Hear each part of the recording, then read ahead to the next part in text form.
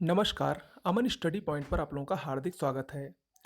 GS daily mock test का ये आज का दूसरा वीडियो है और आज इस वीडियो में भी हम लोग मॉडर्न इंडिया यानी आधुनिक भारत से संबंधित कुछ महत्वपूर्ण प्रश्नों पर चर्चा करेंगे, जो कि परीक्षा में आने की प्रबल संभावना रखते हैं। वीडियो अच्छा लगेगा तो शेयर करिएगा, लाइक करिएगा और चैनल को सब्सक्राइब करिएगा। चलिए शुरुआत करते हैं। पहला प्रश्न है, कालिदास द्वारा रचित अभिज्ञान शाकुंतलम का सर्वप्रथम अंग्रेजी अनुवाद किसने किया था? कालिदास द्वारा रचित अभिज्ञान शाकुंतलम का सर्वप्रथम अंग्रेजी अनुवाद विलियम जोन्स ने किया था। ऑप्शन ए सही होगा। देखिए, विलियम जोन्स ने अभिज्ञान शाकुंतलम जो कि कालिदास का एक नाटक है उसका अनुवाद किया था, जबकि चार्ल्स विल्किंस ने भगवत गीता का इंग्लिश में अनुवाद किया था। ये इंपॉर्टेंट है, ये भी पूछा जाता है अक्सर।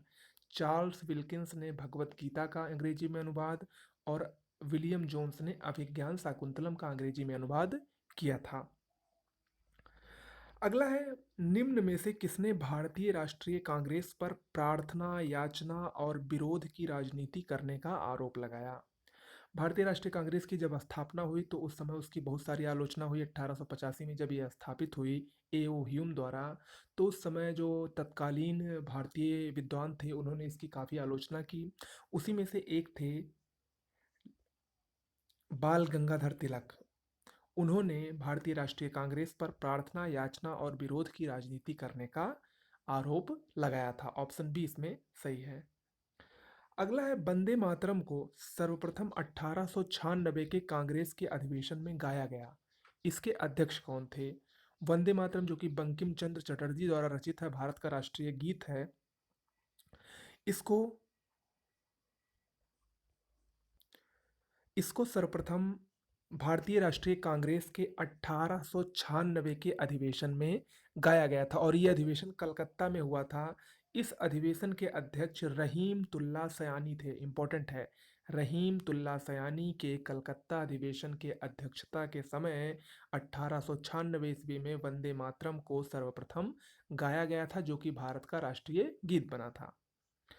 अगला है, शारदा सदन की स्थापना किसने की? शारदा सदन की स्थापना पंडिता रमाबाई ने की थी। और शारदा सदन क्या था? शारदा सदन एक विधवाओं का आश्रम था और ये आश्रम 1869 में मुंबई में स्थापित हुआ था। ऑप्शन सी इसमें सही है। ठीक है, देखिए हमारे चैनल पर खंड शिक्षा अधिकारी से संबंधित 15 पीडीएफ टेस्टों का प्रारंभ हो रहा है 22 जून से। उसके लिए अगर आपको जुड़ना है तो व्हाट्सएप नंबर डिस्क्रिप्शन बॉक्स में दिया गया है। बहुत ही कम शुल्क में बहुत ही बेहतरीन टेस्ट पीडीएफ आपको मिलेंगे शेड्यूल के अनुसार। 22 जून से 5 अगस्त तक 15 पीडीएफ टेस्ट मिलेंगे, साथ में व्याख्यात्मक प्रश्नों की भी, व्याख्यात्मक सहित व्याख्या उत्तर की मिलेगी। ठीक है, तो उससे जुड़ने के लिए डिस्क्रिप्शन बॉक्स में नंबर दिया गया है, उससे संपर्क कर सकते हैं। अगला प्रश्न है, निम्न में से सही सुमेलित नहीं है। एक तरफ कारखाना कानून दिया गया है और दूसरी तरफ उस कारखाना कानून को किस वायसराय या गवर्नर जनरल ने पारित किया वो दिया गया है। इन चारों में से कोई एक सही नहीं है, उसको आपको बताना है। देखिए, प्रथम कारखाना कानून लॉर्ड रिपन, बिल्कुल सही है। द्वितीय कारखाना कानून ये लॉर्ड वेवेल ने नहीं पारित किया था, ये पारित हुआ था लॉर्ड लांसडाउन। लॉर्ड लांसडाउन के समय में, इंपॉर्टेंट है, लैंसडाउन या लांसडाउन, इनके समय में द्वितीय कारखाना कानून 1891 में पारित हुआ था और प्रथम 1881 में पारित हुआ था। तृतीय लॉर्ड हार्डिंग द्वितीय और चतुर्थ लॉर्ड रीडिंग, बाकी सभी सही है, सिर्फ दूसरा नहीं सही है। द्वितीय कारखाना कानून लॉर्ड लैंसडाउन के समय में पारित हुआ था। ओके, अगला है, प्रथम दिल्ली दरबार का आयोजन किसके द्वारा किया गया था? देखिए, अंग्रेजों द्वारा कुल मिलाकर 3 दिल्ली दरबार का आयोजन किया गया था, जिसमें जो पहला दिल्ली दरबार था ये लॉर्ड लिटन द्वारा 1811 ईस्वी में किया गया था। सॉरी, 1877 ईस्वी में लॉर्ड लिटन द्वारा प्रथम दिल्ली दरबार का आयोजन किया गया था और इसी प्रथम दिल्ली दरबार में ही महारानी विक्टोरिया को भारत की साम्राज्ञी घोषित किया गया था। ऑप्शन ए इसमें सही है।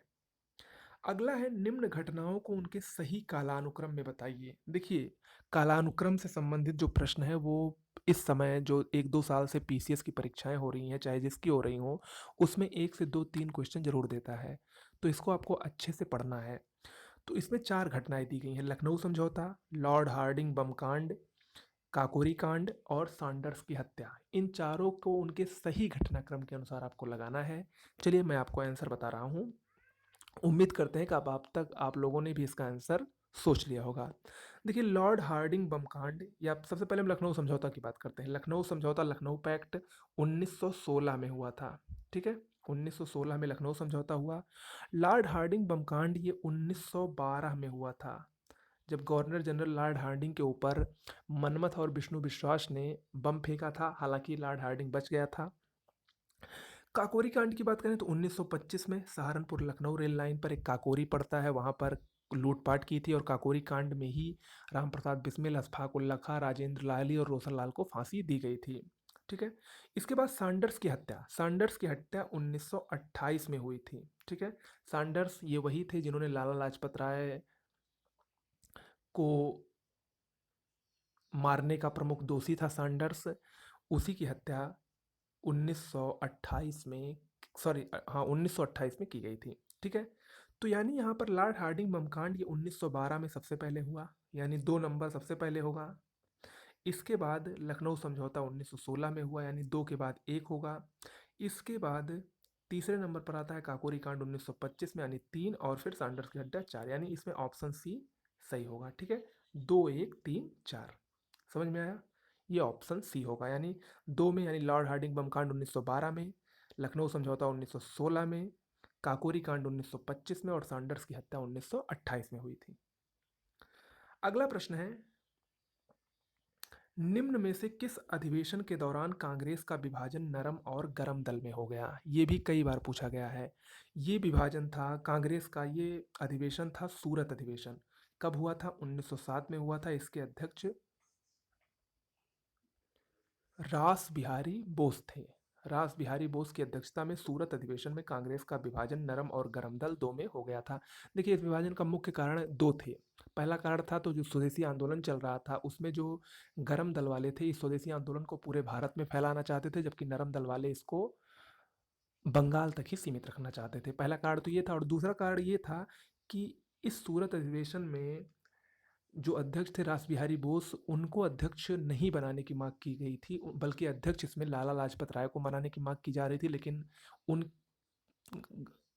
कुछ विद्वानों की नहीं सुनी गई और लाला लाजपत राय के स्थान पर रास बिहारी बोस को जब अध्यक्ष बनाया गया उससे भी इसमें फूट पड़ गई और नरम और गरम दल का विभाजन हो गया।